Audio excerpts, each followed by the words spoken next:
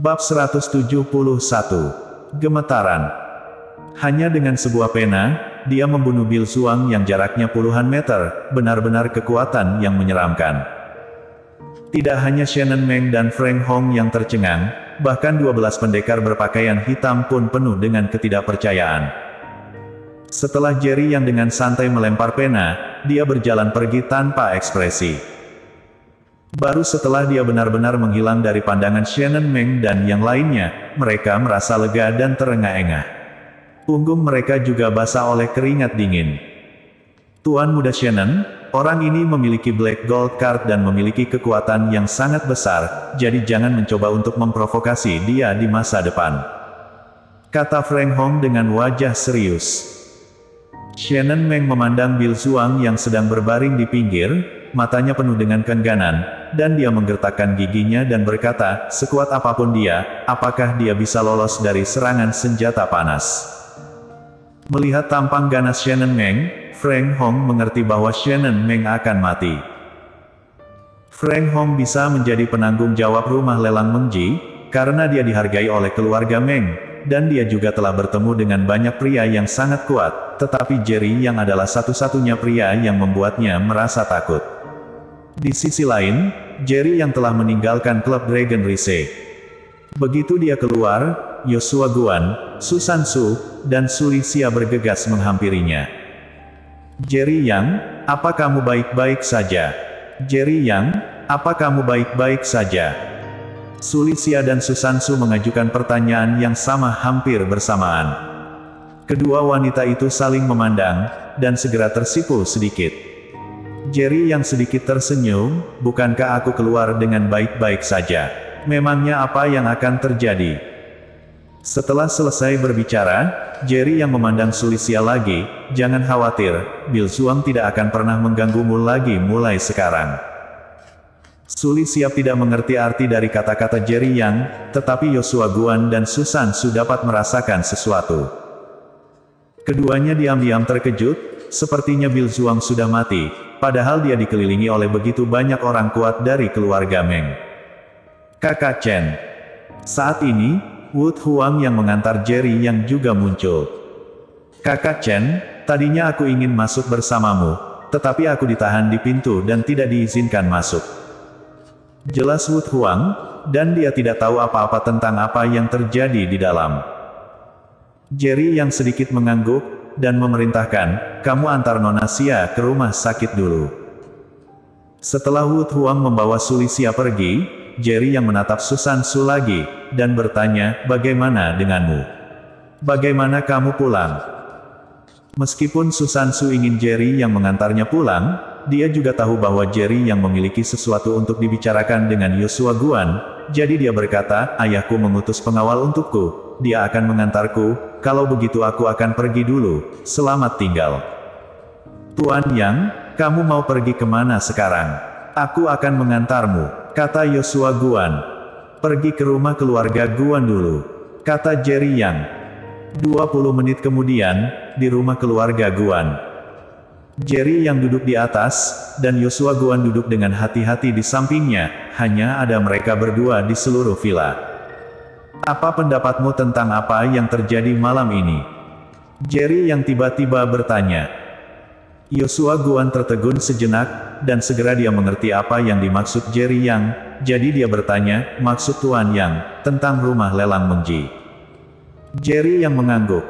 Sejujurnya, di seluruh provinsi Jiangping, keluarga Meng adalah yang nomor satu di industri lelang. Sejauh yang aku tahu, rumah lelang Mengji telah melelang wanita cantik selama 7 atau 8 tahun. Yoshua Guan berkata dengan jujur. Jerry yang mengerutkan kening, apakah kamu yakin 7 sampai 8 tahun? Yoshua Guan mengangguk, pasti tidak lebih dari 10 tahun. Aku mengingatnya dengan sangat jelas. Hanya beberapa tahun setelah aku melewati umur 60 tahun, rumah lelang Mengji baru dibuka secara resmi. Jerry yang tiba-tiba terdiam, awalnya dia mengira keluarga Meng lah yang mengirim wanita cantik ke keluarga Wei, tapi sekarang sepertinya tidak. Lagi pula, bisnis keluarga Wei telah berlangsung selama lebih dari 20 tahun, sedangkan keluarga Meng baru mulai melakukannya 7 atau 8 tahun yang lalu. Jerry yang memiliki firasat bahwa meskipun keluarga Meng tidak mengirim wanita cantik ke keluarga Wei, sumber wanita cantik dari keluarga Meng dan keluarga Wei berasal dari organisasi yang sama. Di pemandian Sungai Kuning milik keluarga Wei, akan ada wanita cantik dari waktu ke waktu, kamu mestinya tahu tentang ini, kan? Jerry yang tiba-tiba bertanya lagi. Yoshua Guan dengan cepat berkata, karena transaksi inilah keluarga Wei dengan cepat menjadi kuat. Lalu apakah ada hubungan antara keluarga Wei dan keluarga Meng? Tanya Jerry yang lagi. Dia selalu merasa ada hubungan antara kedua keluarga itu, tetapi hari ini di rumah lelang Mengji, tidak ada yang hadir kecuali Melanie Wei, yang belum pernah dia dengar namanya. Yoshua Guan bertanya dengan curiga, Tuan Yang, apakah kamu curiga bahwa keluarga Meng lah yang mengirim wanita cantik ke keluarga Wei? Apakah tidak mungkin? Tanya Jerry yang dengan curiga. Yoshua Guan menggelengkan kepalanya dan berkata dengan pasti, sejujurnya, keluarga Wei dan keluarga Meng tidak begitu dekat. Istri mantan kepala keluarga Wei adalah seorang wanita dari keluarga Meng. Awalnya, keluarga Meng ingin menggunakan wanita ini untuk menikah dengan keluarga kaya di kota Yan, tapi wanita ini kawin lari dengan mantan kepala keluarga Wei. Karena kejadian ini, keluarga Meng memutuskan hubungan dengan wanita ini karena kesal. Meskipun nanti keluarga Wei menjadi lebih kuat, itu tidak ada hubungannya dengan keluarga Meng. Setelah mendengar kata-kata Yoshua Guan, Jerry yang akhirnya mengerti. Tidak heran keluarga Wei hanya mengirim seorang junior untuk berpartisipasi dalam pelelangan, ternyata itu alasannya. Tuan Yang, kamu telah menyerang Shannon Meng hari ini. Aku khawatir keluarga Meng tidak akan membiarkannya begitu saja. Yoshua Guan berkata dengan sungguh-sungguh. Jerry yang tersenyum dengan acuh, jika keluarga Meng ingin menghilang, datang saja.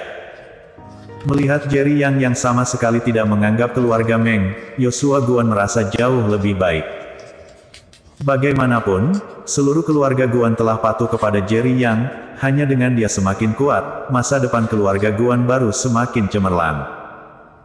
Pernahkah kamu berpikir untuk menjadi satu-satunya penguasa di Jiangsu, sebanding dengan raksasa di ibu kota provinsi? Tanya Jerry yang secara tiba-tiba. Yoshua Guan tiba-tiba merasa napasnya sedikit pendek, dia tahu bahwa Jerry yang sedang tidak bercanda dengannya. Iya, jika Tuan yang bersedia mendukung keluarga Guan, apa yang perlu ditakuti di Jiangsu? Yoshua Guan tiba-tiba berdiri dengan ekspresi gembira di wajahnya. Tapi hanya dengan mengandalkan latar belakang keluarga Guan saat ini, itu tidak cukup. Kata Jerry yang secara terang-terangan. Yoshua Guan tidak berani berbicara, dia tahu bahwa Jerry yang masih belum selesai berbicara. Setelah merenung sejenak, Jerry yang berkata, pilihlah 10 pemuda terkuat dan paling setia dari keluarga Guan, dan harus berusia di bawah 30 tahun. Besok, aku akan menyuruh orang untuk datang dan melatih orang-orang ini. Memikirkan kekuatan mengerikan Jerry yang, hati bersemangat Yoshua Guan hampir melompat keluar dari mulutnya, dan dia dengan cepat menjawab, ya, Tuan Yang. Setelah mengangkat pergelangan tangannya dan melihat waktu, Jerry yang berkata, aku harus pergi. Tuan Yang, aku akan menyuruh seseorang untuk mengantar kamu kembali. Kata Yoshua Guan dengan cepat. Segera, sosok seorang pemuda muncul di villa, dan ketika dia melihat Jerry Yang, dia tidak bisa menahan diri untuk tidak gemetar. Bersambung. Jangan lupa, like, komen dan subscribe.